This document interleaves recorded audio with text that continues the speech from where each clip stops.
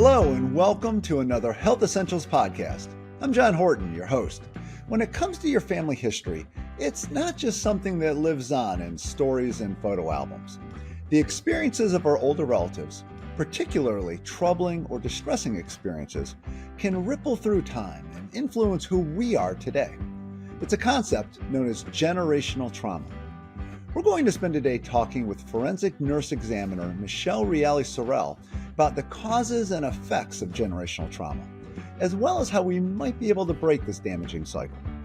Dr. Sorrell is one of the many experts at Cleveland Clinic who pop into our podcast to offer deeper insight into how our minds and bodies work.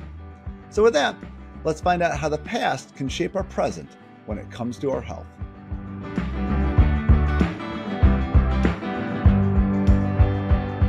Welcome to the podcast, Dr. Sorrell. We appreciate you stopping by to chat. Hi, thank you so much for having me. I'm excited to be here today. Well, before we dive into our main topic, I want to learn a little more about what you do. Forensic nurse examiner is one of the more interesting sounding job titles I've come across. Can you explain kind of what comes with that role? Sure. I think it's historically what people are more familiar with is SANE. If you're a SANE nurse, a sexual assault nurse examiner. And that's definitely what we do as forensic nurses, but it's just one small part of it. So a forensic nurse is a nurse that is trained to come in and help take care of people that have experienced some type of trauma, whether it's historical or acute trauma. Most of the time it's in the setting that I work, it's an acute trauma. So someone who's experienced physical abuse through intimate partner violence, domestic violence, child abuse, elder abuse, sexual assault, human trafficking. Those are the patients that we really focus our care on. Yeah. And you said, I know when we were talking earlier, I mean, you end up going to court and testifying and things like that. Like you could have your own TV show. This forensic nurse examiner could be a great series if somebody who's interested in Thank you. Yeah. I think it's really interesting that nursing can take you in so many different directions, from, inpatient, ambulatory, school nurse and all of that. But this part is really interesting because not only do we do the medical care, we do work with a lot of community partners that include Rape Crisis Center, includes advocates, it includes prosecutors, police, and law enforcement, and then working with our criminal justice system. So really taking you from not just the bedside, but out into the community and blending it all together. Now when you talked about how you work with patients or, the people that you see, it sounds like generational trauma would be something a forensic nurse examiner would kind of look for when working with people. For those who aren't familiar with the term generational trauma, can you explain what it means? So it's emotional and psychological abuse that you have experienced through life.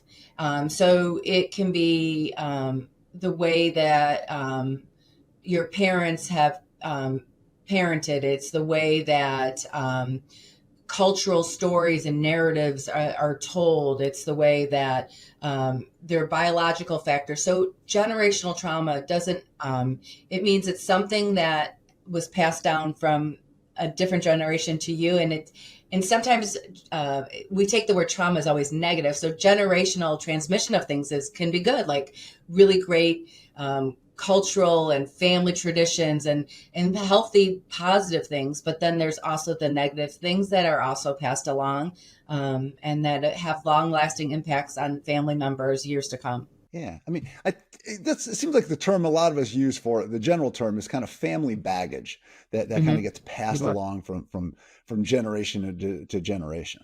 Yeah, I think that, that's a very simple way to explain it. So, and I think that, when you talk about, generational trauma, it sounds very negative. And that that there's long lasting impacts that cannot be fixed. And that's the part that I really will hope that we take away from today, that there are ways to help and break those cycles, right? I Yeah. remember when I graduated from my first degree was sociology, and we learned about generational trauma, and I was like, well, just break the cycle. If you didn't like the way you were raised as a child, then just Yeah, it change sounds it, easy. right? It's simple, but it's so much more complex than that. It's more than pick yourself up by your bootstraps and just change, right? There's just years of patterns and behaviors and what you're taught and what you're told, and it just really impacts. So yes, you can heal from this. I don't want anyone to feel like you can't, but it takes some time. Yeah, and we're definitely going to get to that. But Mhm. just in breaking it down, it sounds like these are the sort of things, like if you have a generation, your parents, your grandparents, or even before that, that kind of goes through just a really tough experience. Kind of what happened to them, it kind of gets ingrained in kind of your family's story, yeah, their history, Yeah. and it sounds like you just kind of pick this up through time or through all these experiences, and kind of carry it with you, and it's just kind of hidden in there, and it may affect you in ways you could never really think about. Yeah. One of my favorite quotes is what's too difficult to process doesn't go away on its own. It just stays in your subconscious. And so it feels like that's part of what generational trauma has been.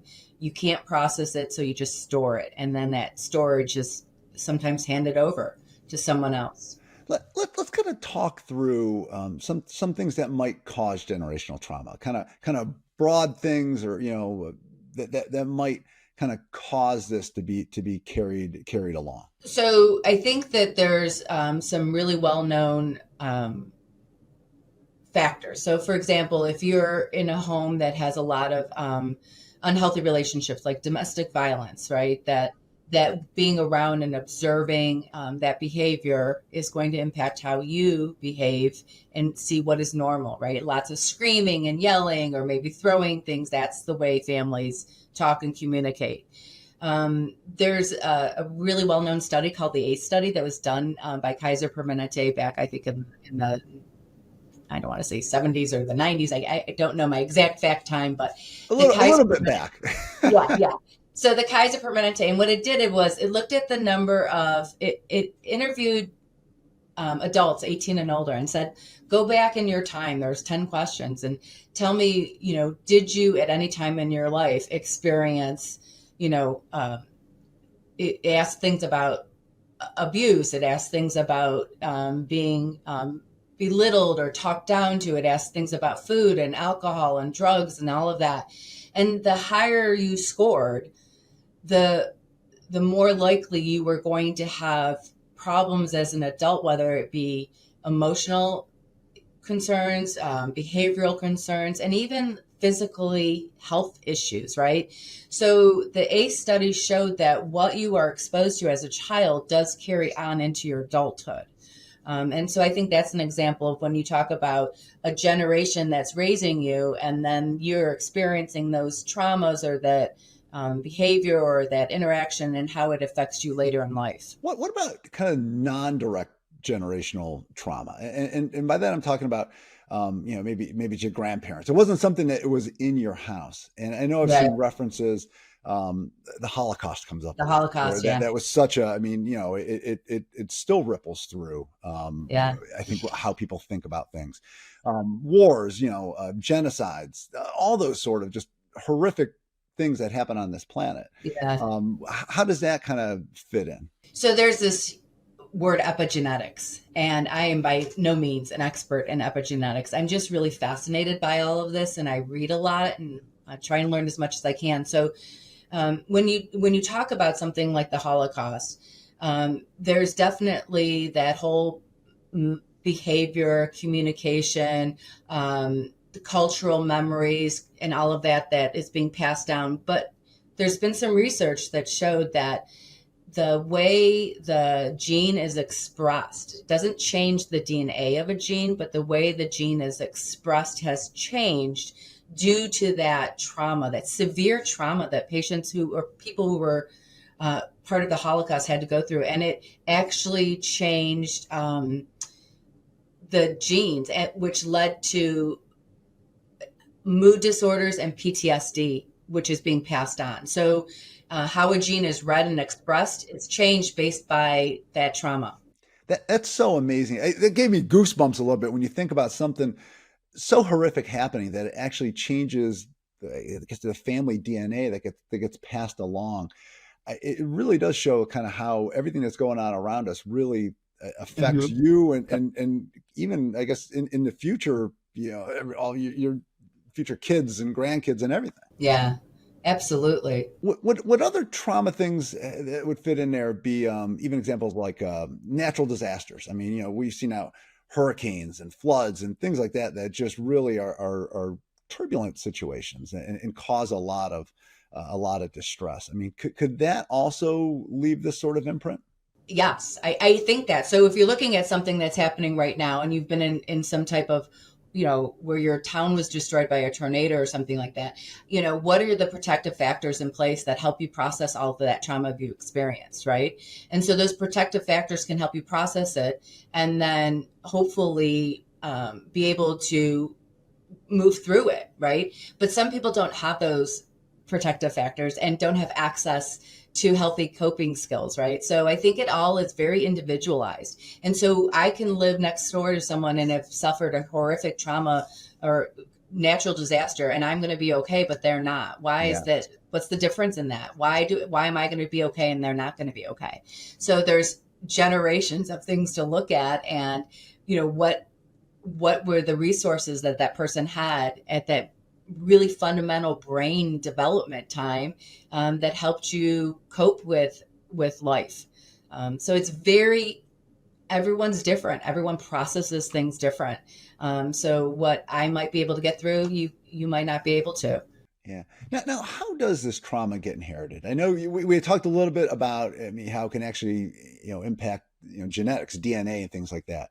But I take it there's also just it can get passed along, through stories and just, family traditions that kind of start, or people start doing things a certain way because something happened. Hmm. How did it seems like there's a lot of forces that kind of come into play to kind of pass this along. One of the examples that I like to share that someone shared with me that made sense. So, as a woman, you're pregnant, and it's like the 3-in-1 generation. So, my mom was pregnant with me, and while I was developing and forming cells, and I was potentially forming my future children. So, 3 generations in one person. And I think that's a really powerful thought, thinking about that, right? That one person has potentially 3 generations in them. And so as a pregnancy, if you are, of course they're difficult and they're stressful and they're hard.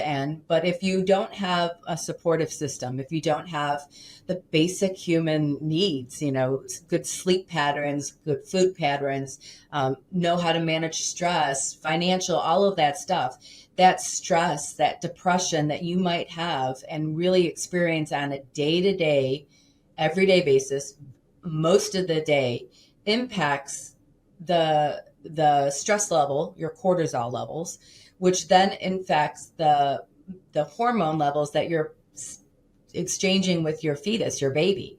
And then that child is not maybe getting the right amount of nutrients or hormones to have good brain development. And from that, when they're born, they might have a lot of, it might be colic, they might be anxious, they might be prone to loud noises, really scare them more than another person because that was what they experienced for 10 months while being, about to be born. So I Yeah. think that when you think about it, how that a woman's pregnancy is crucial, that the healthy baby gets all of that healthy stuff from mom, and if that's not there, it can affect that baby, and how they're, do they have anxiety? Do they have behavioral problems? Do they have depression?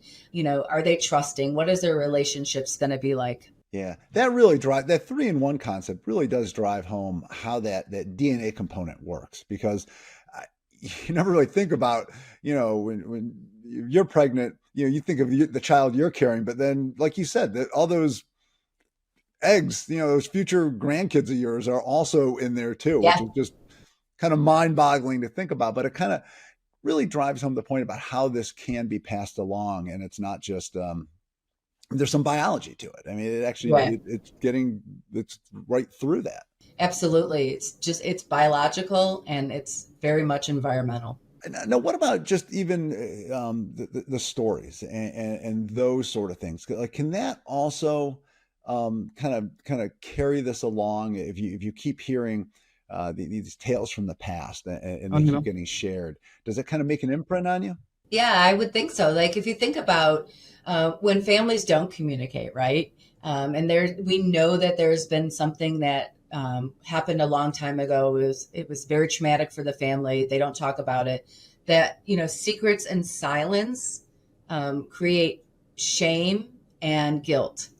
And so, what might have happened to a family is carried on that as if there was something bad and negative, and you have to be ashamed and guilty about it. And so that affects your self-esteem or the way you process information. One of the most powerful presentations I ever went to when it was, some on domestic violence, sexual assault. It was a presentation, and there were three women on the stage, a grandmother, her daughter, and her grandchild. And the grandmother talked about how she was abused by a family member when she was younger, sexually abused. And she told her a parent, and they didn't either believe her or they rushed her under the table. She eventually goes on and gets married and had a lot of problems in her relationship because of this unprocessed trauma of not being believed and all of that. And then probably was with someone who probably wasn't as healthy or accepting of her as she needed them to be. And then she had children. And so the way she parented, because the way she was parented or not parented or believed or not believed affected her child.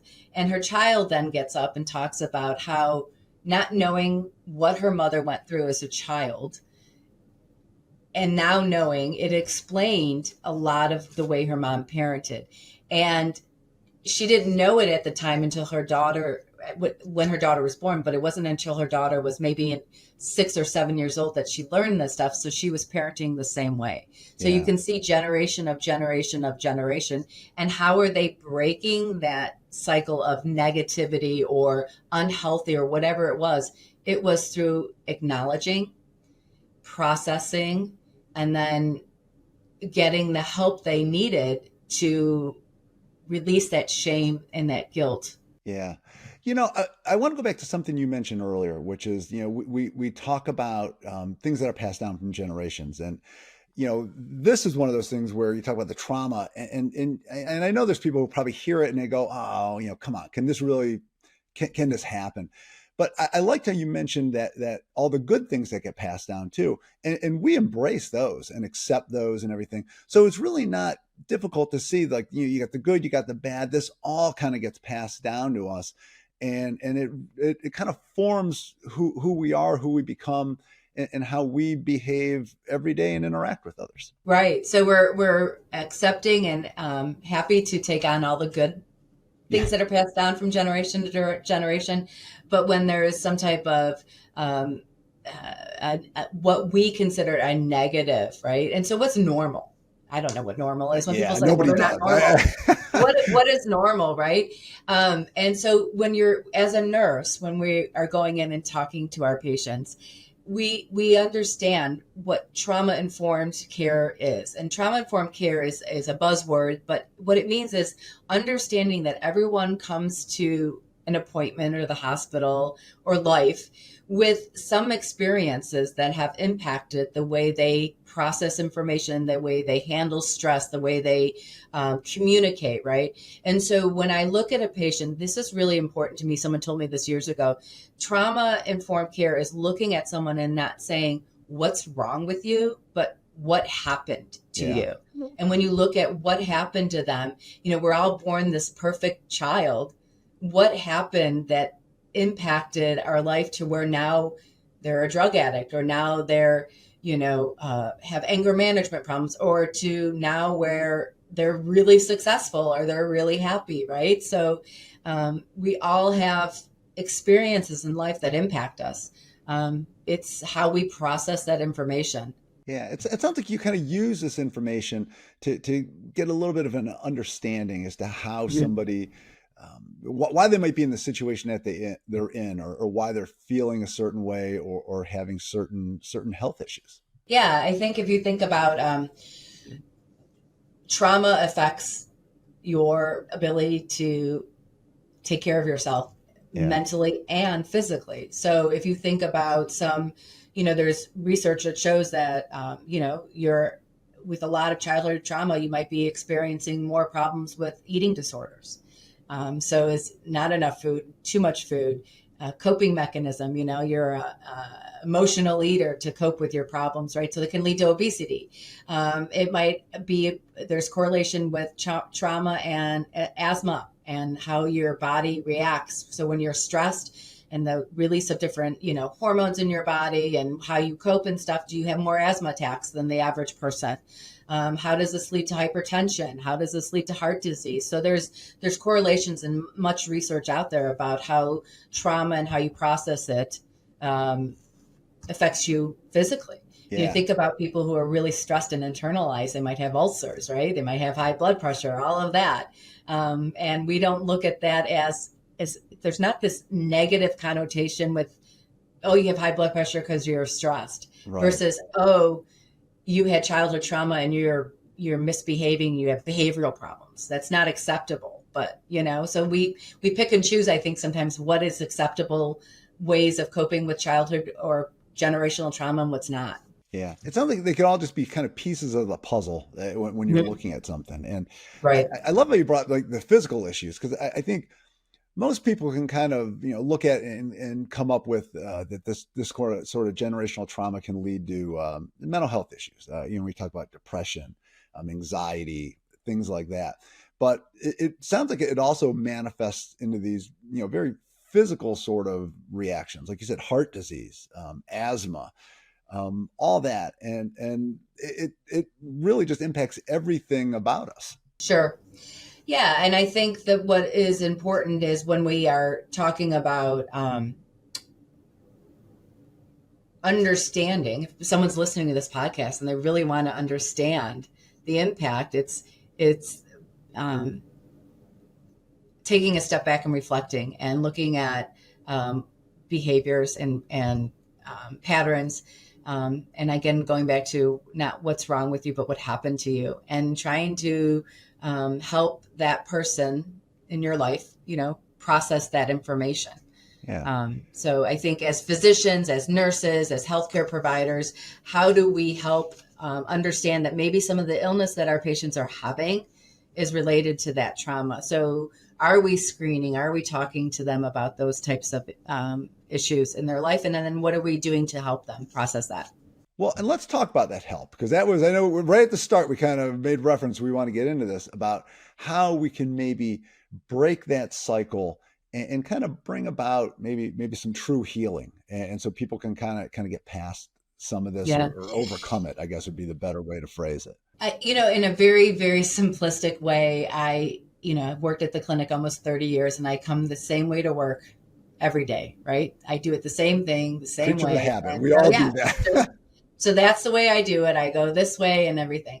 And all of a sudden there's all sorts of construction, right? And I'm still going the same way and it's not working for me. It's frustrating me. It's taking much longer. It's throwing me out of my rhythm. And so what am I going to do with this, right? I'm just going to keep going the same way. And so the other day I decided I'm not going to do this. I'm going to go left here and I'm going to see where this takes me, right?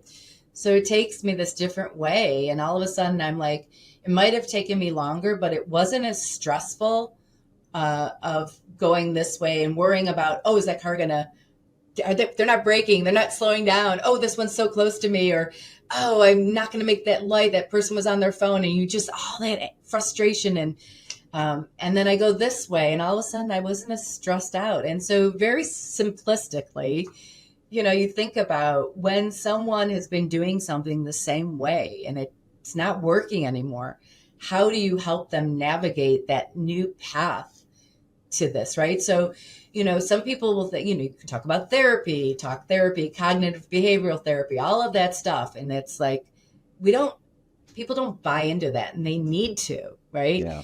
It's so much better than saying, oh, pop this pill, this is what's going to fix you. Medication is very important and is a tool to help you, but it's not the only tool.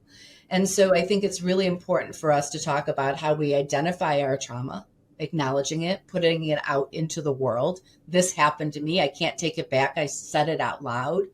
And then how do we process that? How do we break those negative behaviors? How do we go left instead of right? And who are our resources, whether it's the healthcare system, whether it's therapy, whether it's family, whether it's friends, where it's reading, it's those apps on your phone that help you meditate.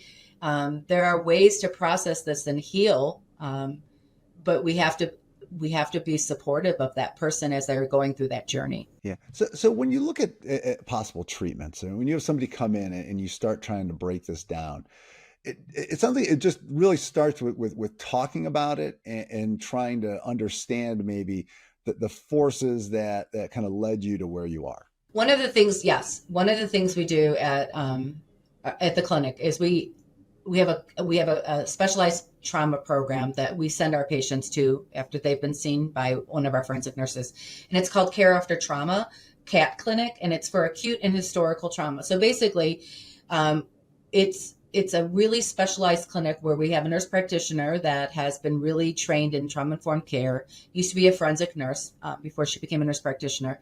There's a care coordinator there that is a forensic nurse who is very experienced with working with people who have had acute and historical trauma. And then we have our victim advocate from the Cleveland Clinic that can be there as well. So you get everyone there at one time, so the patient doesn't have to keep repeating story after story. And you try and get everything to flow so that patient doesn't have to keep coming back multiple times, right? And the appointment is an hour long. So, you might go to your doctor and get a 20-minute visit, 30-minute visit, but now you can be there for an hour. You can do it virtual, you can do it in person. And so creating a space where people are aware, right? And so you go to your doctor, you might already have anxiety. You've been, have a history of some type of violence where you don't like the doors shut because it makes you feel like you can't leave on your own free will. Yeah. So just even as much as, can I leave the door open or shut for you, right? Everyone wants the door shut so you can't hear what's going on in the hallway. You can't see other patients, privacy for everyone, but that person might be really triggered by a door being shut, right? So creating these avenues where people are very aware of your experiences. And, again, I'm referencing a lot of physical and sexual trauma, but is it okay if I listen to your heart? Is it okay if I listen to your belly? Consent is ongoing. Before I touch you, I explain everything to you. So I think that there's definitely areas in the healthcare system that are doing, helping patients recover from physical ailments just through the trauma-informed care way we approach them. If somebody thinks that they might have generational trauma, or they see how it might be affecting their life, who should they reach out to? Like, are there any tips as far as where you kind of start to break that down? Sure. I think about it like, is my behavior related to something that happened to my mother or my grandmother and I don't even know about it? Maybe. And there are specialized therapists out there that really can unpack that. That's not the role of a forensic nurse. But our role is to help you find those professionals that can help you unpack that, right? If there's some really good books, I wrote some down. Where is it on my thing? One of my favorite books is It Didn't Start With You by Mark Wolling. And it's fascinating. And he talks about a young man who was really smart, doing great in school. And all of a sudden, at like 28 years old, he started to fall apart, and all sorts of problems. And he was seeing a doctor, and they were able to unpack that. He had a family member that drowned at the same age he started having all of these problems, and just were able to correlate the connection of, he didn't see it, but there were impacts that affected family and everything. And so somehow the epigenetics reached him, and he started having these depression and mood swings and anxiety and all of that about the same time the person So really interesting information. And I probably didn't explain that Yeah, very well, no, but but the book does, and the book is really good. yeah. Now, I think one of the things that, and you kind of touched on this earlier, is that how this affects everybody differently. And I think that's one of the most difficult things when you talk about topics like this, because people will go, well, I had something similar and, I don't feel any of this stress or this anxiety. But the thing is, we all process things a little differently. Yeah. And it sounds like you need to kind of be open to the fact that others may have different experiences and have it affect them in a completely different way, and kind of, be willing to sit and listen to that, and kind of accept that, hey, that this might have been an issue for them, or, a force that kind of led them to this particular point. Yeah, I think about just because it appears that it didn't affect them the same way it affected you doesn't mean that that's honest. I mean, we look at social media. Everyone in the world on social media is so happy and they have beautiful lives and everything's perfect until you really see the other side of it, right? So yeah, that's just kind of a veneer, I think, on right, a lot of people. right. Yeah. And I think it's important to know that just because we both experienced something that's super traumatic and you didn't have the same experience as me, that's good. We can't, fault someone for not having that and then fault the person who does have the negative experience, right? Again, environmental factors, social determinants of health, support systems, protective factors, all of these things play into it. There's so many pieces and parts to it. What time your trauma happened to you, brain development, the impulse control doesn't really fully develop until you're in your mid to late 20s. So, there's just so many variables. And I think the best way to say it is to really be kind and allow grace for people on how they handle things. Yeah. And it sounds like if you're dealing with some of this, reach out to a family member, a friend, a counselor, a therapist, your healthcare provider, and start talking about it. Because it sounds like with everything, the key to kind of figuring out how to deal with it and kind of work with it is to accept that it's there, and then just you start trying to do something. Sure. Yeah, we have a lot of resources in our communities, but are the resources inviting? Dr. Michele Sorrell, this has been a fascinating conversation, which I expected, knowing what the topic was and when we had talked earlier. So I guess kind of to wrap things up here, when we start looking at generational trauma and people start maybe doing a little reflection after listening to this, I guess what's your final words of advice as to what their next steps should be? We're here to support you, whatever that looks like. Yeah.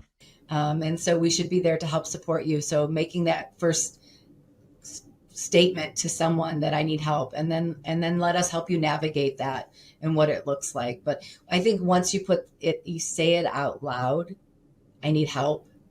You tell someone I need help, that hopefully then we can start the healing process.